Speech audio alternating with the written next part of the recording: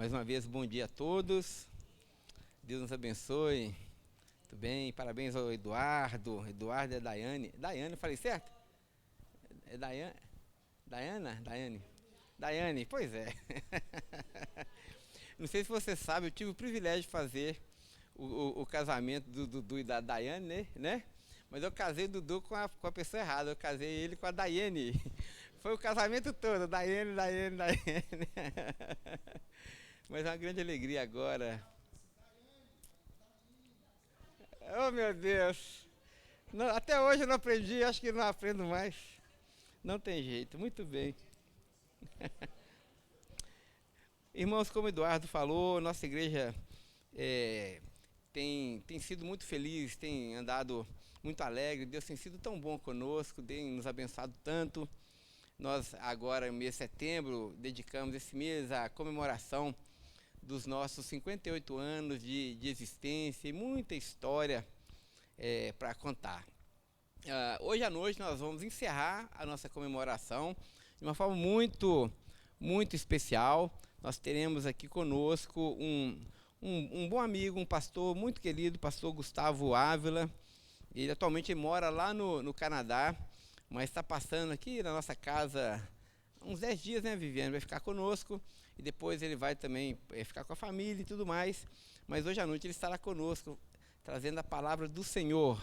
Então, quero convidar todos os irmãos que vêm de manhã a virem também à noite. É muito interessante que a gente tem quase que uma igreja de manhã e uma igreja à noite, né? Então, os irmãos que vêm à noite não vêm de manhã e vice-versa. Mas você agora que está vindo de manhã, vem à noite também, certamente será muito abençoado. E além da boa pregação do pastor Gustavo, a gente também vai ter como encerramento um bolo muito gostoso que a igreja estará oferecendo, né? É um bolo de pote, não é isso, Viviane? É um bolo de pote aí. E vai ter refrigerante também? Bolo de pote, vai ter um refrigerante muito gostoso também. Então você está convidado a vir conosco participar desse momento. Além de alimentar com a palavra do Senhor, comer um bolinho muito especial, acho que é abacaxi. Não? Eu fiz, eu nem lembro mais. Qual foi a fruta que eu usei? Morango, gente, eu usei morango. O abacaxi foi para outra coisa que eu fiz. Esse morango, então, é para hoje à noite. Um bolo de pote muito delicioso, feito pela irmã Marluce. Então, venha participar conosco. Muito bem, quero lembrar também os irmãos que nosso acampamento de Semana Santa, as inscrições já estão abertas. Então, nosso acampamento, nosso retiro será dia 7, 8 e 9 de abril, na ocasião da Semana Santa. Será num sítio aqui em Esmeraldas. Nós já estivemos nesse sítio, inclusive, um sítio muito top, muito aconchegante. Dá para fazer barraca por lá, e comida gostosa, e uma boa palavra. E nós só temos 100 vagas, né, para esse sítio. Então, se você deseja participar conosco, serão 3 dias ali em Esmeraldas. Você pode deixar o seu nome já para reservar ali com o irmão Juan, que é o nosso tesoureiro. Então, deixe seu nome lá com ele para você não perder, não ficar de fora desse retiro. Nossa intenção é levar todos os irmãos que desejam participar conosco. Muito bem, e o último recado é que no próximo domingo, primeiro domingo do mês, nós teremos sempre, como nós fazemos aos primeiros domingos, a nossa ceia ágape. Então, nós nos encontraremos aqui na igreja às 9 horas da manhã, e cada um vai trazer um bolinho, um chocolate, alguma coisa assim. Nós vamos compartilhar uma comida gostosa aqui embaixo na nossa cantina. Depois nós teremos também a celebração da ceia do Senhor e tudo mais. Então venha participar conosco, não fique de fora. Ceia ágape é para lá de gostoso e de especial, né? Então venha participar conosco. Muito bem, abra comigo sua Bíblia. Nós estamos estudando 1 Pedro. Nós vamos terminar hoje o capítulo de número 2. Nós vamos ver a partir do verso 18.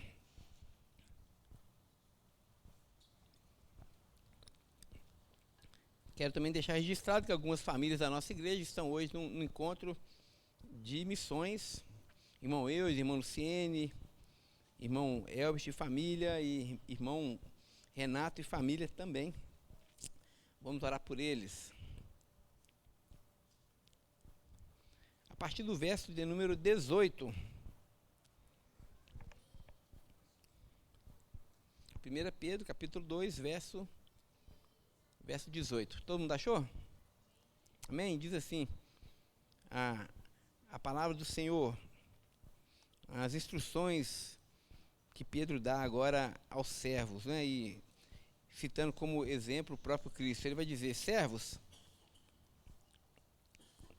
sejam obedientes ao Senhor de vocês com todo temor, e não somente se ele for bom e cordial, mas também se ele for mau, porque isso é agradável a Deus, que ninguém suporte tristeza sofrendo injustamente por motivo de sua consciência para com Deus. Pois que glória há se pecando e sendo castigados por isso,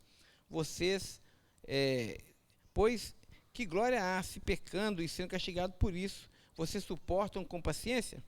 Se, entretanto, quando praticam o bem, vocês são igualmente afligidos e o suportam com paciência, isso é agradável a Deus.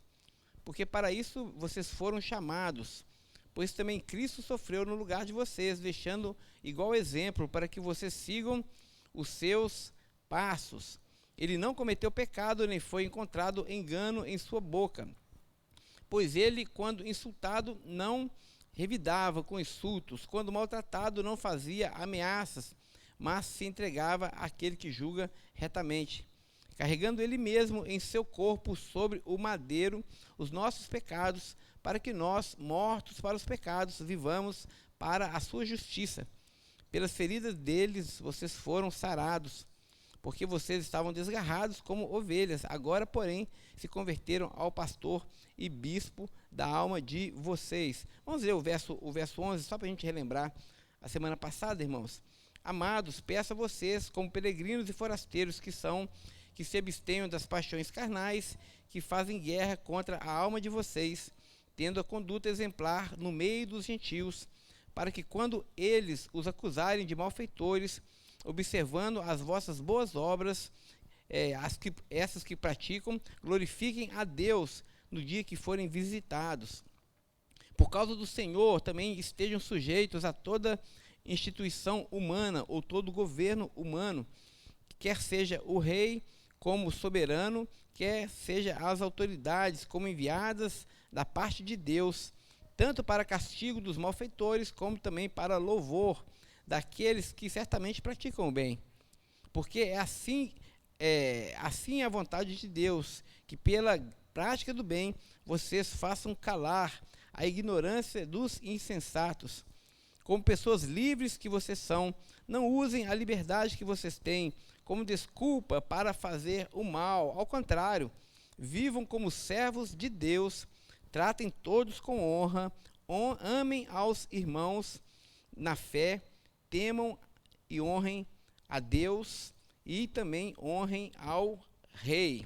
Vamos orar? Mais uma vez, Senhor, diante da Tua palavra, nós estamos. Pedimos a tua bênção, pedimos a tua graça. Dai-nos, Senhor, nessa manhã, a sua palavra, é a oração que nós te fazemos, oramos, no nome de Jesus. Amém. Irmãos, então nós estamos estudando a primeira carta do apóstolo Pedro, e nós já caminhamos muito nessa carta. Nós vimos que Pedro nos diz no primeiro capítulo que nós nascemos de novo, e por isso nós devemos viver a partir da perspectiva desse novo reino. Vimos também que as marcas do novo nascimento são santidade, perseverança em meio ao inevitável sofrimento cristão, esperança escatológica, ou seja, esperança futura. A nossa pátria está nos céus e é para lá que nós precisamos ir, e é ao rei que nós devemos servir. E por fim, Pedro nos exorta também a prática do amor ardente entre os irmãos. Esse é o resumo da nossa caminhada até aqui. Na semana passada, no capítulo 2, nós vimos que Pedro agora começa a responder aquela clássica pergunta que nós sempre fazemos quando estudamos as epístolas. E agora, como nós viveremos? No capítulo 1, Pedro vai falar sobre a obra consumada de Cristo, e aquilo que Cristo fez por nós. E no capítulo 2 em diante, então, agora ele vai nos dizer como nós devemos viver.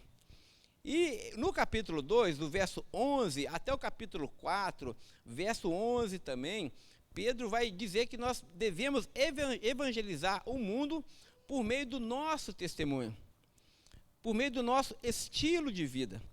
Irmãos, e isso é muito importante para nós, como nós temos batido sempre nessa tecla, não é? A vida cristã não é uma vida para ser vivida dentro das quatro paredes da igreja. Nós precisamos viver a vida cristã fora das quatro paredes da igreja. Deus está se importando, Deus se importa com o nosso testemunho. É por isso que nós vimos na semana passada que Pedro nos exorta a vivermos uma vida sem concupiscência, ou seja, uma vida moralmente saudável, pura, e também uma vida livre da avareza e da ira.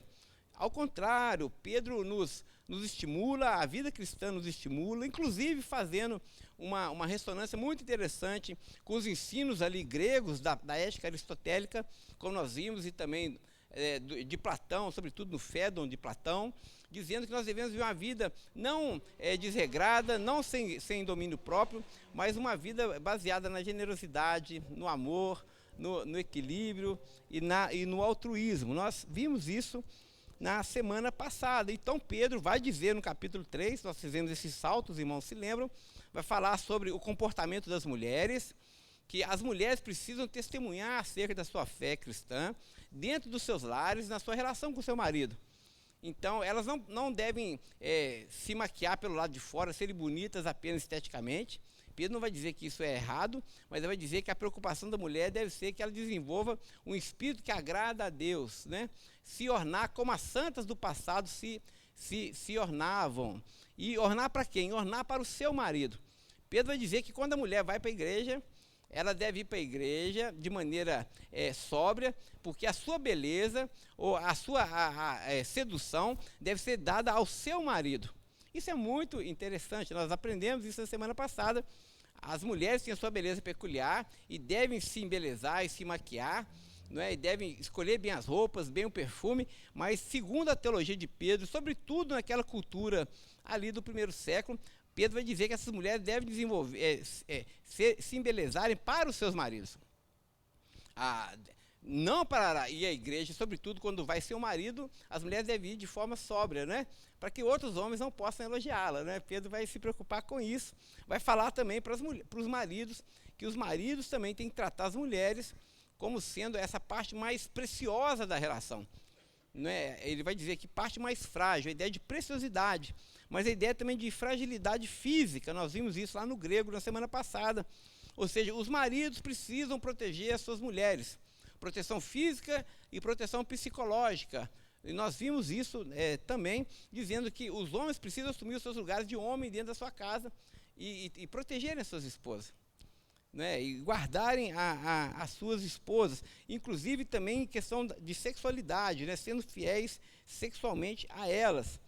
Nós tratamos disso na semana passada e hoje nós vamos dar um salto maior, agora já retrocedendo ao capítulo 2, dentro ainda dessa perspectiva, e agora como nós viveremos, e dentro dessa perspectiva também de evangelizar pelo estilo de vida cristã, nós vamos pensar um pouquinho agora sobre a nossa vida civil, como nós devemos nos comportar na nossa sociedade. O cristão possui responsabilidades sociais muito importantes, nós precisamos assumir o nosso papel. Muito bem, primeiro eu queria só dar um contexto daquela época, também relembrando semana passada, nós vimos que no primeiro século os cristãos eram acusados de criar um mal-estar muito grande ali dentro daquela cultura grega. Por quê? Porque eles afirmavam a exclusividade de Jesus. E isso era algo inadmissível, sobretudo no primeiro século, quando o mundo grego se dobrava diante de César, o imperador romano. Então, nas saudações, por exemplo, você saudava o outro, assim, Ave César, não é isso? Ou seja, César é Augusto, César é Kyrios, para usar uma expressão grega, né? César é o Senhor. E o cristão, de forma alguma, ele confessava isso. Então, quando alguém dizia assim, César é Kyrios, o cristão não, apenas Jesus é o Senhor. Jesus é o Cristo. Então, os cristãos criavam um mal-estar muito grande dentro daquela cultura por conta da sua afirmação acerca do senhorio exclusivo de Jesus. O cristão não se dobrava diante de César. Nós sabemos como isso redundou em perseguição, em morte e tudo mais. Nero foi implacável nesse sentido, Domiciano foi implacável nesse sentido, Vespasiano também, que construiu o Coliseu, foi implacável nesse sentido, né? Então, naquela época, os cristãos eram acusados de malfeitores e também eram acusados de serem insubordinados ao Estado. Eles tinham, então, aqui uma desobediência civil, sobretudo por não considerarem César como Augusto, ou seja, como um ser divino. Os cristãos adoravam exclusivamente a Jesus e o confessavam como o único Senhor das suas vidas. Então, Pedro instrui aqui os cristãos, dentro desse contexto, a obediência e a prática incansável do bem, a fim de fazer calar os detratores. Por quê? Porque os cristãos eram indicados como sendo malfeitores, eles eram acusados de serem subordinados ao Estado, e Pedro vai dizer que de forma alguma os cristãos não são subordinados ao governo. Pelo contrário, a fé cristã não nos coloca em rebelião contra as autoridades. Por isso que Pedro vai dizer aqui, do verso 11 até o final do capítulo, ele vai nos trazer aqui um panorama muito interessante sobre essas duas relações fundamentais dentro da cultura greco-romana. O primeiro é a relação do cristão com o Estado, e o segundo caso é a relação do cristão na sua relação de trabalho. Lembrando que Pedro escreve aqui para os cristãos que estão na Ásia Menor, norte da Ásia Menor, são os peregrinos, os forasteiros, né, que certamente fugiram da perseguição em Jerusalém, então eles estavam ali na Ásia Menor, e então uma grande massa desses cristãos eram pobres, alguns inclusive eram escravos, né, ou foram pegos como escravos. Pedro então escreve para esses cristãos ali que haviam se convertido, que agora precisavam estar debaixo da autoridade de César, do imperador, e também eram escravos, né? Então Pedro vai escrever dizendo algumas coisas, trazendo algumas orientações para esses cristãos. A primeira orientação que Pedro dá tanto à relação com o Estado, como a relação do senhor e do empregado, a gente pode fazer um paralelo. A primeira coisa, Pedro vai dizer que nós devemos nos sujeitar às autoridades governamentais, no verso 13, e também devemos nos sujeitar aos senhores, que está no verso 18. Então, Pedro ensina essa sujeição. O cristão precisa se sujeitar ao Estado, e o cristão também, diante do seu senhor, ele precisa se sujeitar àquele senhor humano que ele havia recebido. No entanto, a ideia aqui de sujeição, que no verso 18 é também melhor traduzida por obediência, abre um espaço para uma obediência restrita, porque Pedro vincula essa obediência à presença do Senhor, ao próprio Senhor. A ideia, portanto, é que o cristão deve se subordinar ao Estado e ao seu Senhor, mas se esse Estado, esse Senhor também estiverem subordinados ao próprio Deus. Porque Pedro vai dizer que toda instituição governamental vem de Deus, procede de Deus, assim como Paulo faz também, de forma ainda mais clara em Romanos capítulo 13. Então, o que Pedro está dizendo é o seguinte: você deve se sujeitar às autoridades, desde que essa autoridade também esteja sujeita ao Senhor. Então, o cristão deve obediência civil ao Estado? Sim, deve. Mas desde que o Estado também esteja debaixo daquele que colocou o poder sobre ele, que é o próprio Deus. Por exemplo, irmãos, nós vivemos num tempo de liberdade, nós não sabemos o que é isso. Mas quando, por exemplo, aconteceu a perseguição no Império Romano, no primeiro século, nós sabemos que os cristãos foram perseguidos porque pregavam Jesus. E eles eram coagidos de várias formas, boicotados em seus negócios, eles eram espancados, eles perdiam, eram desapropriados dos seus bens, né? E alguns até mortos, justamente porque eles estavam desobedecendo a ordem do império, para que não pregasse mais acerca de Cristo, ou não pregasse mais a exclusividade de Cristo. Em um desses eventos, por exemplo, Pedro foi aconselhado a não falar mais de Jesus, Pedro deu aquela clássica resposta dizendo: importa-me obedecer a Deus do que obedecer aos homens. Pedro não estava de forma alguma desmerecendo as autoridades sobre ele, inclusive as autoridades religiosas, mas ele preferia obedecer a Deus do que obedecer aos homens. Esse ensino tem ressonância com o texto que nós estamos lendo, porque Pedro diz que nós devemos nos sujeitar a essas autoridades no Senhor. Então, primeiro, a nossa consciência, primeiro, está cativa à obediência de Cristo. Não foi isso que Lutero fez quando ele chegou lá na dieta de Worms, quando ele foi colocado lá para se retratar por conta das 95 teses ali, que ele pregou na catedral ali de Wittenberg e tal. Aí o pessoal falou assim: não fala mais disso, né? Se retrate. Aí o Lutero vai falar o quê? Não, minha consciência está cativa ao quê? Muito bem, a palavra de Deus.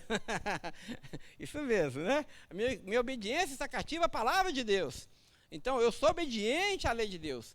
A minha subordinação está debaixo da vontade da lei de Deus. Obedeço primeiro a Deus, acima de tudo, Deus. Então, esse é um ponto importante. Nós, portanto, nos sujeitamos ao Estado, precisamos ser bons cidadãos, mas entendendo que nós devemos a obediência primeira ao próprio Deus. A segunda coisa que Pedro vai dizer, que o cristão deve fazer o bem, e Deus se agrada quando o povo de Deus faz o bem. Verso 16 e verso 21 até o verso 24, verso 15 e verso 19, Pedro vai dizer isso, que Deus se agrada quando o seu povo pratica o bem. E nós vimos, irmãos, semana passada, que existia um conceito de bem que era popular ali na cultura greco-romana, né? E todo mundo sabe quando você está fazendo bem para o outro, né? Não tem nada de subjetivo na bondade. Quando os cristãos agiam com justiça, eles agiam com hospitalidade, quando eles eram generosos, eles estavam praticando o bem. E o que Pedro está dizendo, olha, o cristão deve ser conhecido por aquele que faz o bem. A nossa fama não deve ser porque nós fazemos o mal. Nós precisamos ser conhecidos porque nós praticamos o bem. Deus se agrada quando o seu povo pratica o bem, inclusive com aqueles que são seus detratores.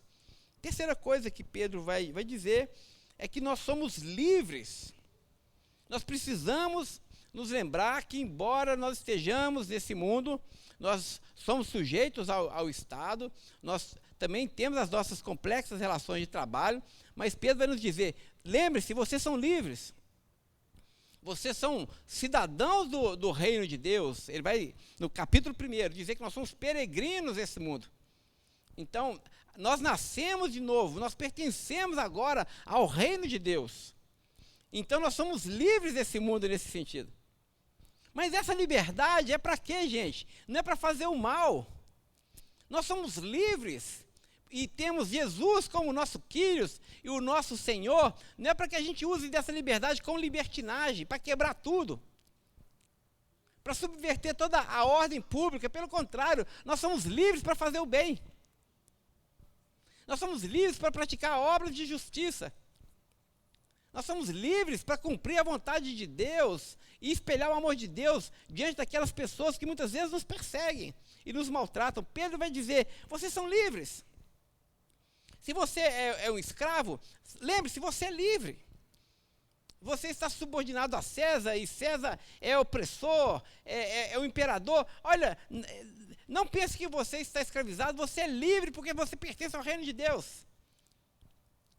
Cristo já nos libertou. Amém?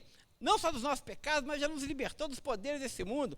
Todo o poder e toda a maldade desse mundo já foi julgado pela cruz de Cristo. Então vocês são livres, mas são livres para fazer o bem. E por fim, Pedro vai dizer que nós devemos honrar ao rei, aqui lá no grego basileus, né? No caso específico aqui, o imperador, mas nós devemos temer somente a Deus. Ou seja, honrem as autoridades sobre vocês, mas adorem somente a Deus. Não é? Você deve ser obediente às autoridades humanas, mas lembre-se, só existe apenas um Senhor, e Ele está nos céus. Muito bem, tranquilo até aqui? Caminhar um pouco mais. Uma questão que se apresenta para nós, é uma questão até espinhosa, é o seguinte: a pergunta é: e quando o governo é corrupto e o patrão é mau e é explorador? Deus é a favor dos governos corruptos ou mesmo da exploração dos mais fracos? A resposta cristã é: de forma alguma. Governos corruptos serão julgados e punidos com o rigor da justiça de Deus. Se você quer aprender um pouco mais sobre isso, depois estude lá Apocalipse, capítulo 13 até o capítulo 18, quando João ali vai falar sobre a Babilônia, e a corrupção de Babilônia, a maldade de Babilônia, e o julgamento que Deus impôs sobre a Babilônia, não é? Então, Deus vai julgar e vai punir todo o governo iníquo. Também, de igual forma, a escravidão, ou qualquer outro tipo de opressão, também é abominável ao Senhor. O conceito bíblico de imagem e semelhança torna hedionda a exploração do homem pelo homem. Então, o homem não pode ser lobo do homem. O homem não pode canibalizar o seu semelhante. Deus vai nos pedir conta se nós explorarmos o nosso semelhante nas nossas relações de trabalho. Então, nenhum desses pecados ficará impune. No entanto, à luz do texto aqui de Pedro, e também aqui à luz de Romanos capítulo 13, e também à luz de Romanos capítulo 12, verso 21, e também à luz da carta de Paulo a Filemon, a gente pode concluir o seguinte: a forma de nós vencermos as injustiças não é perpetrando mais injustiças ainda. Não é colocando o cidadão contra o governo, o empregado contra o patrão, o negro contra o branco, o homem contra a mulher, a esposa contra o marido. Irmãos, nós não venceremos o mal praticando maldades, nós venceremos o mal sempre fazendo o bem. Essa é a arma cristã. Paulo vai dizer que as nossas armas não são carnais, mas são poderosas em Deus. Então, como nós vencemos a maldade nesse mundo? Seja do governo, seja do patrão, seja de qualquer outra relação. Nós não vencemos a maldade fazendo mais maldade, derramando mais sangue. Nós vencemos a maldade fazendo o bem. Bom, e talvez você esteja aí saltando do banco agora, da cadeira, achando que a resposta bíblica para essa questão tão espinhosa é demasiadamente simplista ou até mesmo ingênua, né? Como assim vencer as opressões sem usar força, né? Isso, irmãos, porque nós estamos tão vacinados pela cultura de Hollywood, não é assim? Nós vemos isso muito, muito forte nos filmes, né? Também nós somos vacinados pelas músicas que ficam buzinando na nossa cabeça, pelas filosofias seculares que nós abraçamos sem saber que estamos abraçando, né? E nós acabamos achando que o princípio da não violência simplesmente não funciona nesse mundo. A gente nunca acha que o mal será vencido pela prática do bem. A gente sempre acha que precisamos responder com sangue quando há derramamento de sangue. A questão é, segundo o texto que nós estamos lendo e os outros que eu citei, será que nós iremos vencer o mal praticando mais maldade? Bom, primeiro, antes da gente tentar responder essa pergunta, eu quero dizer que Luther King certamente não iria concordar conosco. Luther King e a sua filosofia da não violência certamente iria discordar da nossa perspectiva. Os mártires, os irmãos que vieram antes de nós e derramaram seu sangue, certamente iriam discordar de nós. Os apóstolos, dos 12, 11 morreram martirizados, derramaram o seu sangue, certamente também iriam discordar de nós.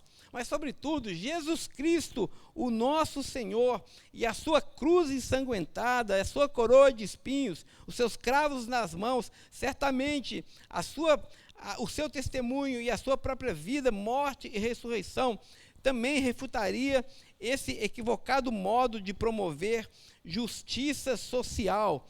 Nós devemos lembrar, irmãos, que Jesus não revidou, Jesus não pagou mal com mal, mas ele se entregou e ele morreu.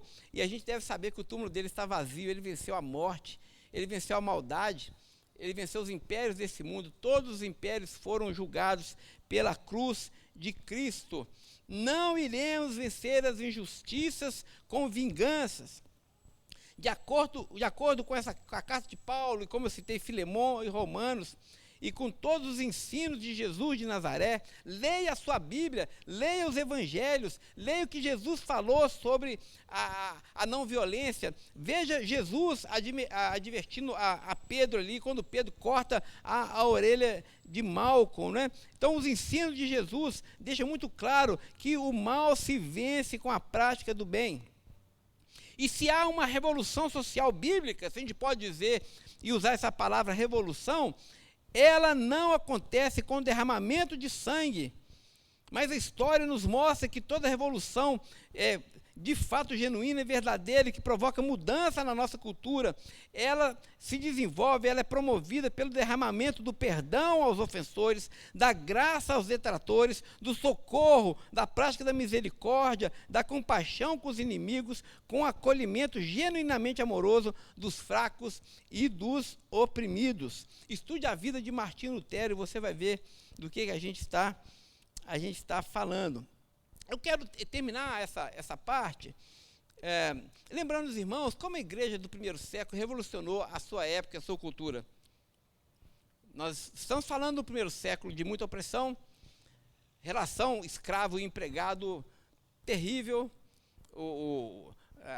Os escravos eram tratados como posse, como objeto, como matéria-prima que deveria ser usada e descartada. Nós estamos falando de um governo opressor, tirano, o Império Romano, que espoliava o povo, roubava todo mundo, né, e oprimia as pessoas que discordavam dele. Como que os cristãos venceram essa guerra cultural no primeiro século, meus irmãos? Nós já falamos aqui, eu quero repetir, os irmãos se lembram da história. O que os cristãos faziam no primeiro século? Ao invés deles irem fazer passeatas, ou promover uma revolução armada contra o império, ou matar os seus patrões, o que eles faziam? Mesmo no contexto de perseguição, eles usavam as suas obras de misericórdia, para usar uma expressão do Tim Keller. No Império Romano, nós tínhamos lá os grandes lixões, e ali as crianças eram deixadas para morrer. Crianças indesejadas eram deixadas para morrer nos lixões. Se via uma criança defeituosa, deixada no lixão. Se o pai queria um homem, viu uma mulher, era colocada no lixão para os bichos comerem e tudo mais. E o que os cristãos faziam? Mesmo perseguidos, eles acolhiam essas crianças. Eles adotavam todas as crianças deixadas no lixão. Os homossexuais que adoeciam naquela cultura, que eram deixados de lado, as prostitutas também, que viviam em situação de mendicância. O que os cristãos faziam? Eles acolhiam essas prostitutas, eles acolhiam os homossexuais, eles funcionavam como autênticas casas de misericórdia, eles cuidavam dessas pessoas, eles socorriam os desabrigados. E isso foi entrando na cultura do povo. E o povo fala, peraí, nós estamos dizendo que eles são adoradores de uma cabeça de burro, que eles são canibais, que eles são maus, que eles são insubmissos ao império, mas como nós estamos vendo eles fazendo bem, isso só pode ser coisa de Deus, nós nunca vimos nada assim. E foi dessa forma que o evangelho, irmãos, varreu o paganismo ali do primeiro século. Foi assim que os cristãos começaram a crescer, se multiplicar, porque eles venceram o mal daquela cultura tão perniciosa fazendo o bem. Eles recebiam o mal e eles revidavam, contra-atacavam fazendo o bem. Por isso que em Atos vai dizer, esses que transtornaram o mundo chegaram até nós. Né? A fé cristã transtornou o mundo do primeiro século, e nós precisamos também dessa mesma forma, irmãos, pagar o mal com o bem. Nós vamos vencer o mal fazendo o bem. Amém? Amém, graças a Deus. Essa é a exposição do texto. Permita, eu falei aqui igual uma metralhadora, não é assim? Vou até beber uma água agora, você pode respirar aí também? Mas eu quero usar esses 10 minutos finais para a gente trazer uma palavra para a igreja. Lembrando que no próximo domingo nós vamos escolher o nosso presidente, não é assim? Dia 2, né?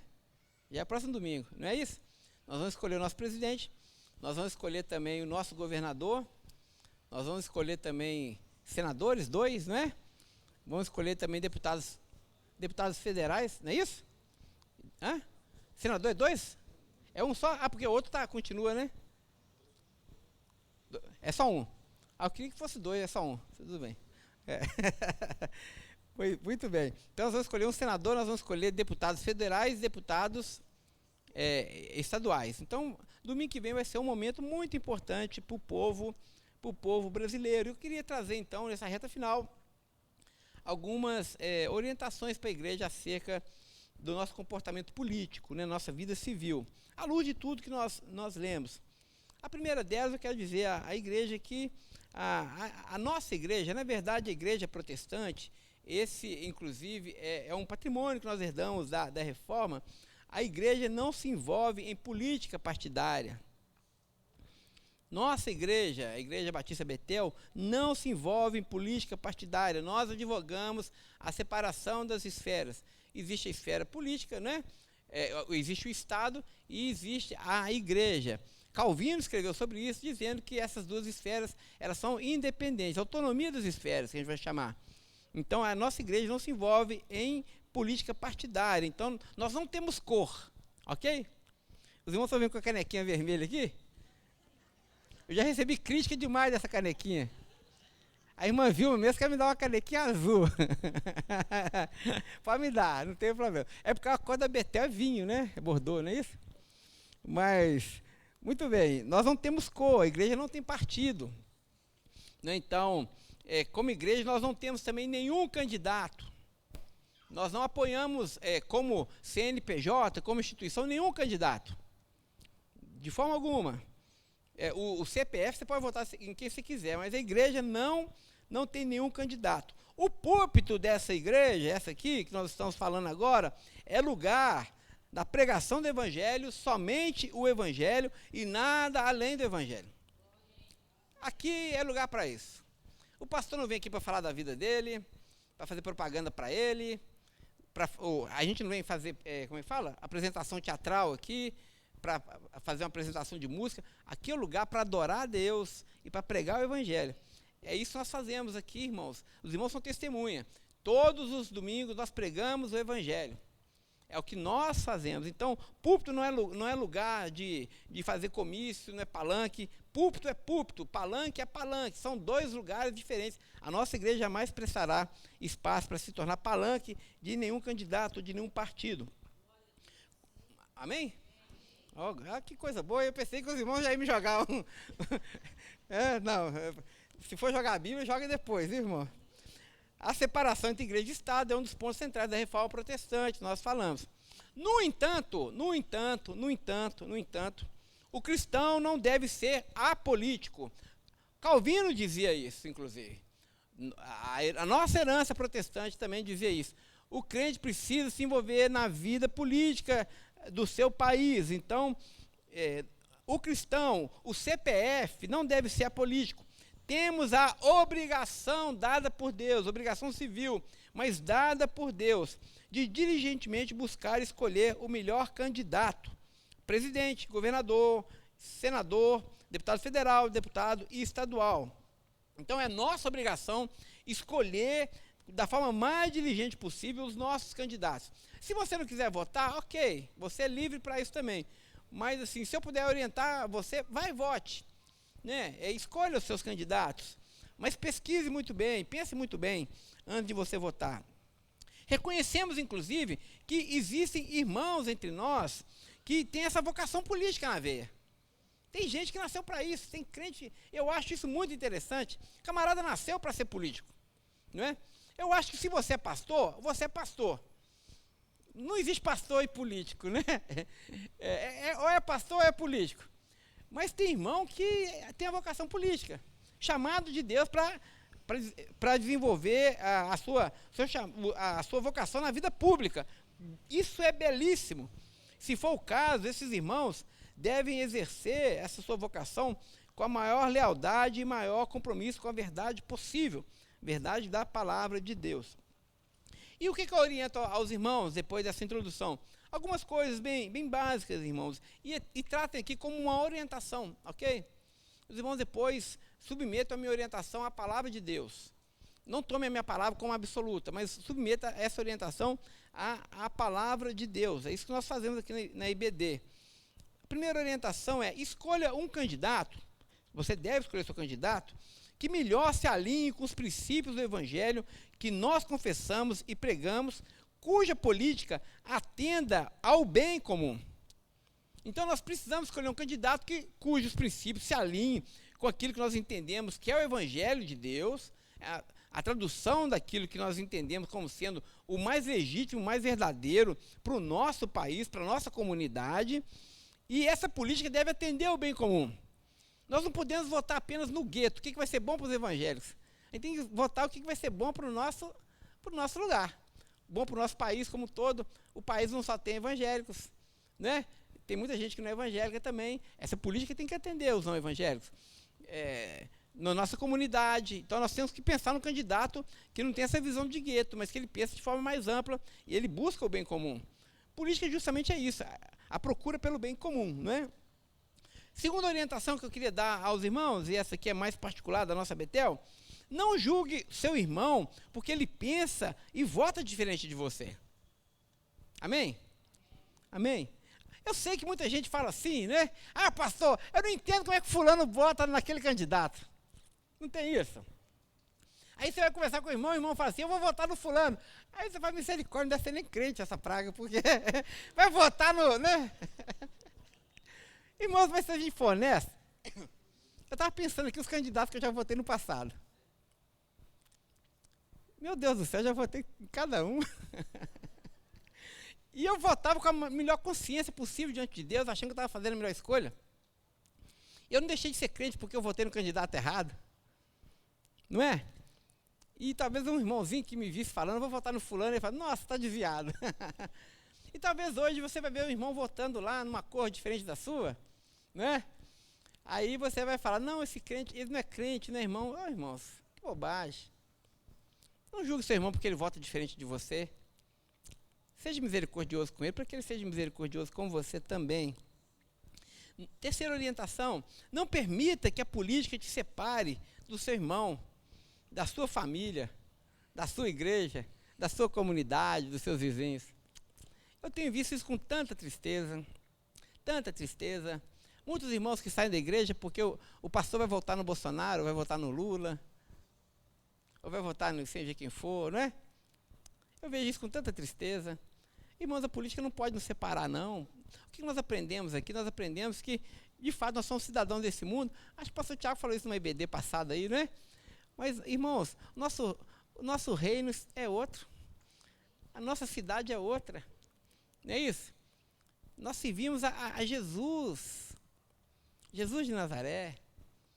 É Ele que é o catalisador, é Ele que nos une. O resto é resto. Então não permita que a política separe você do seu irmão. Não permita que separe você dos seus familiares. Sabe, seja mais inclusivo nesse sentido, não é? Quarta orientação: não coloque em qualquer governo humano a sua esperança. Não caia nessa bobagem. Hoje nós temos, nessa reta final de campanha, os camaradas assim com as propostas mais messiânicas possível, né? Ontem eu vi o debate lá estou assistindo todos os debates, né? Ontem eu assisti o debate lá, o pessoal prometendo acabar com a fome no Brasil, para não ter ninguém, assim, eu queria tanto que isso fosse verdade, mas infelizmente isso às vezes é irreal, de forma radical, assim, né? Então, não acredite, não coloque a sua esperança nessas coisas. E outra coisa, gente, tem coisa que é tarefa da igreja. Como eu disse aqui no primeiro século, foi a igreja que transformou a sociedade daquela época. Nós não podemos delegar ao Estado uma tarefa que é nossa, porque se existe um lugar onde não haverá injustiça entre nós, onde não haverá desigualdade entre nós, onde não haverá fome entre nós, é na igreja, gente. É por isso que aqui na Betel nós insistimos tanto nisso. Eu não durmo uma noite se eu souber que tem um irmão meu sem pão sobre a mesa. E nós somos diligentes nisso, nós socorremos os irmãos, nós cuidamos dos irmãos, nós ajudamos os nossos irmãos. Por quê? Porque nós fazemos parte do reino de Deus. Então a igreja muitas vezes ela coloca isso na mão do Estado. Não é o Estado que vai trazer esse tipo de justiça para o nosso mundo, é a igreja, gente. Somos nós, esse é o nosso papel. A gente delega para o Estado e fica bonitão na fita. Não, somos nós, cidadãos do reino de Deus. Porque esse mundo é corrompido pela ganância, o poderoso sempre vai espoliar do mais fraco. Esse mundo é injusto, mas no reino de Deus não. No reino de Deus não existe negro, não existe branco, não existe rico, não existe pobre, não existe culto, não existe culto. Nós somos irmãos em Jesus. É esse olhar que precisa mudar em nós, para que a nossa sociedade também mude esse olhar. E por fim, nós não devemos colocar a nossa esperança em governo humano. Nenhum governo irá promover justiça e bem-estar plenos. A igreja tem essa tarefa e ela só se consumará com a volta de Cristo. E última orientação, quinta orientação, nós precisamos confessar o senhorio exclusivo de Cristo na nossa cultura. Esse é o maior ato político que nós devemos praticar. Você quer realmente ser uma pessoa assim que radical, promover um ato político assim de arromba? Comece a confessar que Jesus é Senhor. Senhor da igreja, Senhor desse mundo, Senhor da minha casa, Senhor do meu dinheiro, Senhor da minha vida sentimental. Ele que manda na minha vida, Ele que manda no meu tempo, Ele que manda nas minhas prioridades, Ele que coloca brilho nos meus olhos, Ele é o Senhor, eu não negocio isso. Se você de fato confessar de forma radical que você não serve ao Estado, que não é o dinheiro que é o seu Senhor, não é a luta de classe que é o seu Senhor, não é o seu carro novo que é o seu Senhor, a sua casa nova que é o seu Senhor, mas se você tiver coragem de confessar que apenas Jesus é o seu Senhor, esse é o maior ato político que nós podemos fazer, irmãos. Se a igreja de Jesus de fato viver o evangelho da graça de Deus e ter Jesus como o único Kyrios da sua vida, nós estaremos cumprindo o nosso papel nesse mundo de forma radical. Amém? Amém. É isso. É isso. Então, domingo que vem, vamos voltar com consciência, contando com a misericórdia e a graça de Deus, que Deus nos dê sabedoria para tanto. Amém? Vamos orar, irmãos? Vamos orar por isso? Vamos pedir ao Senhor que abençoe nosso país e abençoe as nossas eleições, para que sejam eleições limpas. Ó Jesus, muito obrigado por essa manhã de ensino, muito obrigado pela sua palavra que é eternamente nova, Senhor. Ela nos falou hoje, continue nos falando, Pai. Que a tua boa mão esteja sobre nós, esteja sobre o nosso Brasil. Hoje nós temos domingo que vem nós temos uma tarefa tão importante, que é eleger os nossos representantes, Senhor, no Congresso. Ó Deus, no governo de Minas, no governo do nosso país. Ó Senhor, dê ao seu povo a sabedoria, a graça, para votar com consciência no melhor candidato, Pai. Ó Deus, ajuda-nos, Senhor, a desenvolvermos essa consciência que vem do Evangelho, para que não haja separações entre nós, para que não haja separações em nossa família, que a tua graça possa realmente, Senhor, nos ajudar, ó Deus, a entendermos que somos cidadãos de um outro reino, Senhor, que a nossa pátria está nos céus.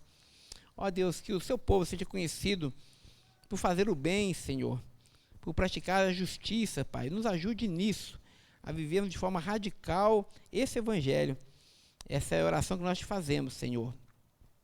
E assim que a graça do Senhor Jesus, o amor de Deus, o nosso bondoso Pai, e que as doces consolações do teu Santo Espírito seja com o seu povo espalhado por toda a terra, não apenas hoje, mas até o dia de Cristo Jesus. Amém, amém e amém.